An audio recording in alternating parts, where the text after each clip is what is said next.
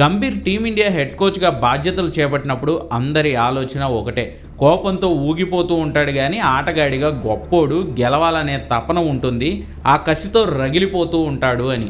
ఎదురుగా ఉన్నది విరాట్ కోహ్లీ అయినా సరే గొడవకు సై అంటాడు. ఇలాంటోడు టీమిండియాకు హెడ్ కోచ్ అయితే భారత క్రికెట్ జట్టు దశ దిశ మారిపోతుంది అనుకున్నారు అంతా. ఓసారి ఈ కార్డు చూడండి. మన hit man captain Rohit Sharma కెప్టెన్గా సాధించిన చివరి టెస్ట్ సిరీస్లు ఇవి.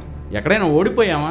కానీ గంభీర్ అయ్యగారు టీమిండియా హెడ్ కోచ్ అయ్యాక అంతా ఆయన చెప్పిందే రాజ్యం. కోల్కతా నైట్ రైడర్స్ బ్యాచ్ మొత్తాన్ని తీసుకొచ్చి టీమిండియా డ్రెస్సింగ్ రూమ్లో రకరకాల పోస్టులు ఇప్పించాడు. మోర్నీ మార్కెల్ మన bowling coach, Ryan and Doeschate batting coach. శ్రీధర్ని మాత్రం మార్చలేకపోయాడు, కానీ లేదంటే ఏ రసెల్ను తెచ్చేవాడని అప్పట్లో జోకులు కూడా వచ్చాయి. సరే, హెడ్ కోచ్గా బాధ్యతలు చేపట్టిన తర్వాత టెస్టుల్లో భారత్ ప్రదర్శన ఇది. ఆఖరి 9 టెస్టుల్లో భారత్ గెలిచింది ఏకైక టెస్ట్ మ్యాచ్. ఓ టెస్ట్ డ్రా అయింది. 7 టెస్టుల్లో టీమిండియా ఓడిపోయింది.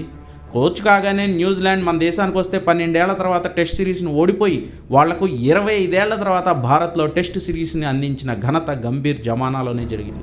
సరే, బోర్డర్ గవాస్కర్ ట్రోఫీ కోసం ఆస్ట్రేలియాకు వెళ్ళి 10 ఏళ్ల తర్వాత బీజీటీ కప్ను ఆసీస్ చేతిలో పెట్టి వచ్చేలా చేసింది గంభీర్ జమానానే. ఇప్పుడు ఇంగ్లాండ్తో సిరీస్లో మొదటి టెస్టు ఓటమి. సరే, అన్ని మ్యాచ్లు ఇండియానే గెలవాలని లేదు, అందులో గంభీర్ చేసేది కూడా ఏం లేదని మీరు అనుకోవచ్చు, కానీ ఫ్యాన్స్ అలా అనుకోవట్లేదు. విరాట్ కోహ్లీ టెస్టులకు ఉన్నపలంగా రిటైర్మెంట్ ఇచ్చేశాడు. బ్యాక్గ్రౌండ్లో ఏం జరిగిందో ఎవ్వరికీ తెలియదు. రోహిత్ శర్మ టెస్టుల్ని వదిలేశాడు. సరే, సీనియర్ లేకుండా పోయారు, ఉన్న వాళ్లకు ఛాన్సులు బాగా వస్తాయనుకుంటే ఫుల్ ఫామ్లో ఉన్న శ్రేయస్ అయ్యర్ని కన్సిడరే చేయలేదు. ఆడిన ఆఖరి టెస్టులో 150 రన్స్ కొట్టిన సర్ఫరాజ్ ఖాన్ని పక్కన పడేశారు. సుదర్శన్, కరుణ్ నాయర్ లాంటి వాళ్లకు అవకాశాలు వచ్చినాయి, మంచి విషయమే. కానీ ఆల్రౌండర్లు, బౌలర్ల ఎంపికలో మాత్రం గంభీర ఆలోచనల మీద విమర్శలు వస్తున్నాయి. ప్రధానంగా శార్దూల్ ఠాకూర్ను, నితీష్ కుమార్ రెడ్డిని కాదని ఎందుకు ఆడిస్తున్నారో తెలియదు. హర్షదీప్ను కాదని కేకేఆర్ బౌలర్ హర్షిత్ రాణా. ఏం హాలత్రా బాయ్ అంటున్నారు ఫ్యాన్స్.